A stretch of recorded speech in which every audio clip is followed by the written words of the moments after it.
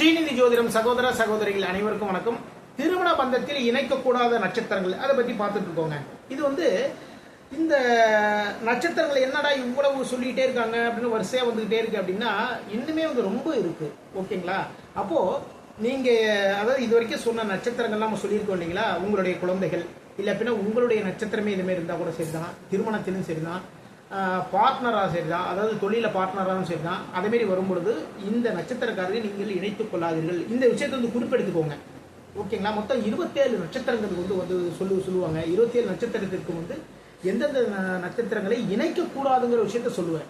சரிங்களா? அப்போ இப்போ இன்னைக்கு பார்க்க போறது ரோகிணி நட்சத்திரக்காரர்கள் நீங்கன்னு வச்சுக்கோங்களேன். இல்லை அப்படின்னா உங்களுடைய குழந்தைகள் ரோகிணி நட்சத்திரம். ரோகிணி நட்சத்திரம் திருவாதிரை நட்சத்திரத்தை இணைக்கக்கூடாது.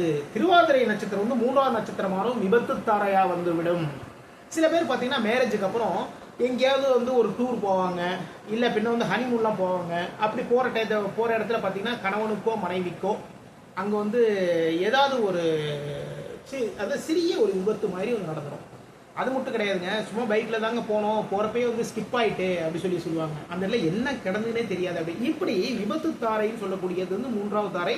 ரோகிணி நட்சத்திரத்துக்கு திருவாதிரை நட்சத்திரம் இணைக்கக்கூடாது. இதில் முக்கியமான விஷயம் என்னன்னா, நீங்கள் பிஸ்னஸில் கூட சரிதான், நீங்கள் ரோகிணி நட்சத்திரம்னா திருவாதிரை நட்சத்திரக்காரர்களை உங்களுடைய கூட்டாளிகளாக சேர்த்துக் கொள்ளாதீர்கள். இது மாதிரி பார்த்து நம்முடைய வாழ்க்கையிலும் சரிதான், தொழிலும் சரிதான் இணைத்துக் கொண்டால் வாழ்க்கை வளம் பெறும். மீண்டும் அடுத்த பதிவில் சந்திப்போம். நம்முடைய ஸ்ரீநிதி ஜோதிடம் சேனலை லைக் பண்ணுங்க, ஷேர் பண்ணுங்க, சப்ஸ்கிரைப் பண்ணுங்க. நான் உங்கள் ஜோதிடர் திருச்செரை KP ராஜா அவர்களே. வாழ்க வளமுடன்.